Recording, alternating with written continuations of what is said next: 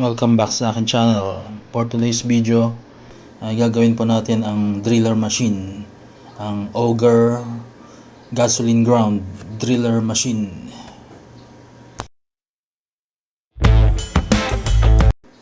Yan, ang sira po niya ay ayaw umandar, kaya tinatrace po natin ang daluyan ng gasolina sa mga hose niya.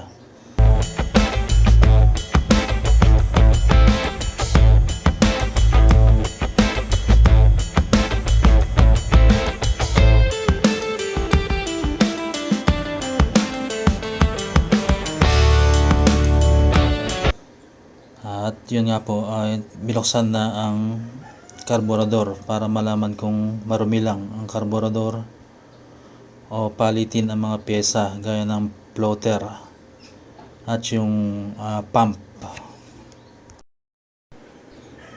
Matapos mabuksan ang karburador at malinis at ito ay subukan paandarin, ay hindi pa rin gumana, kaya binaklas muli ang karburador at tinrace at nakitang sira ang floater, kaya pinalitan ito.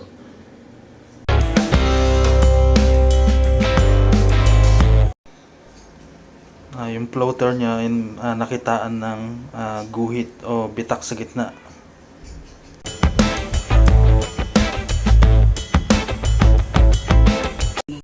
$250 tao. Kalit-lit. Yung Ito, floater niya. Pinaka-floater niya. ayan, floater niya.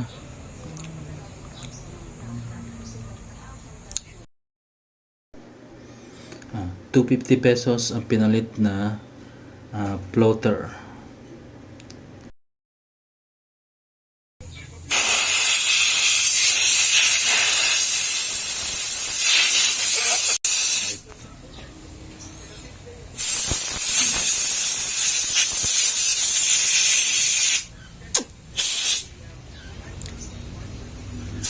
Sa injetting siya.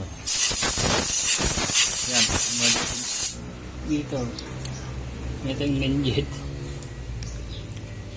Dito yung main jet niya. Nandyan sa loob. Ito, floater. Yung valve. Floater valve.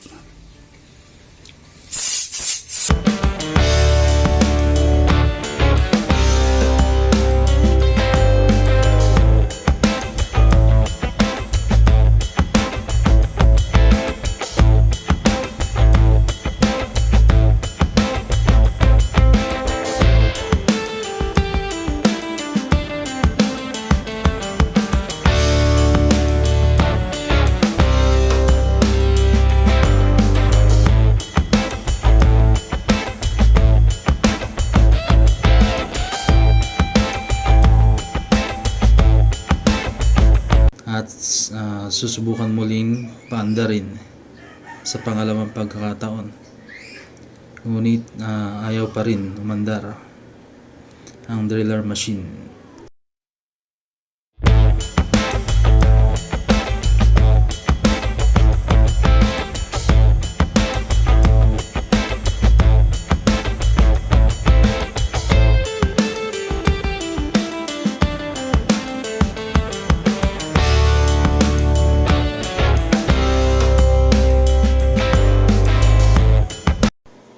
At sa pangatlong pagkakataon po ay bubuksan muli natin at papalitan natin ng pump.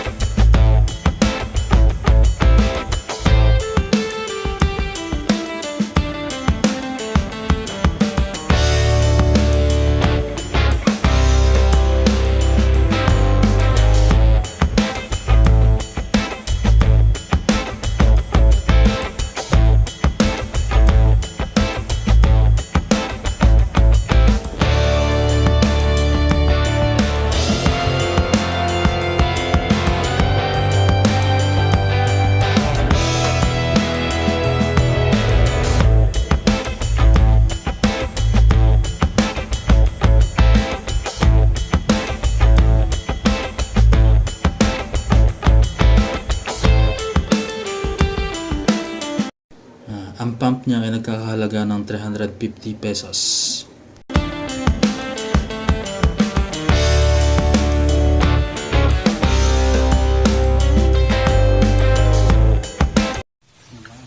Humigop na yan.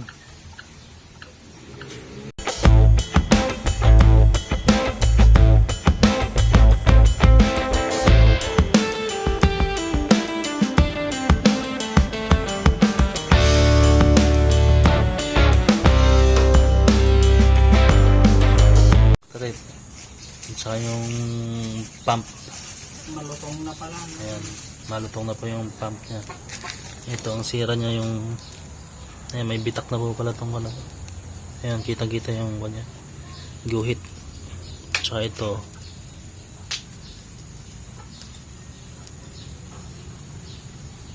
Ayan, hindi makita yung kanito, ang guhit. Ito. Yun po ang dalawang pinalitang pyesa, ang floater at ang pump.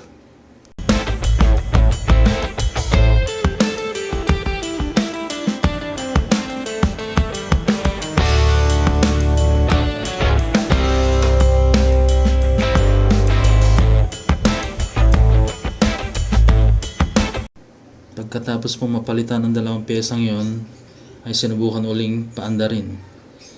At gumana naman na. At umandar ang ground driller machine. Sa mga magpapagawa, pumunta po kayo dito. Kaya sumadya po kayo rito kay Baldo Works. Tayabo, San Jose City, Nueva Ecija. Basta hanapin nyo lang si Baldo. Baldo Works. Kilala na yun. At saka si Glenn na nagpapagawa. Shout out. Oh, diba? Ayan po, humigop na. Humigop na. O, yun. Ikot na, ayan. Kita Ayan natin po, sa video. saglit lang, humigop na po. Oh. Pinalitan po natin ang pump at Pump, yung tsaka floater. yung Floater. Kaya pala. Yun, gagana na. Mapapaandar na po natin ngayon to.